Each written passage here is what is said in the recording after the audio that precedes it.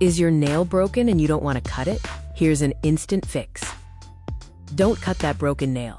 We've got a genius hack to repair it in seconds, right at home. First, gather your tools. You'll need a small piece of a tea bag, clear nail polish, a pair of small scissors, and a nail file. Next, prepare your tea bag patch. Cut a small piece from the tea bag, just large enough to cover the broken area of your nail.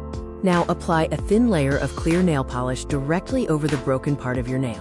While it's still wet, carefully place the tea bag patch over the break, pressing it gently to adhere.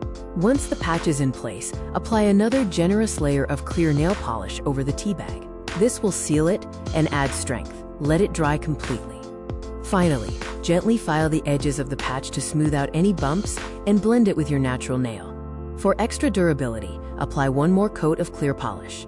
Voila! Your nail is repaired and ready to show off. Share this genius hack with your friends and never let a broken nail ruin your day again.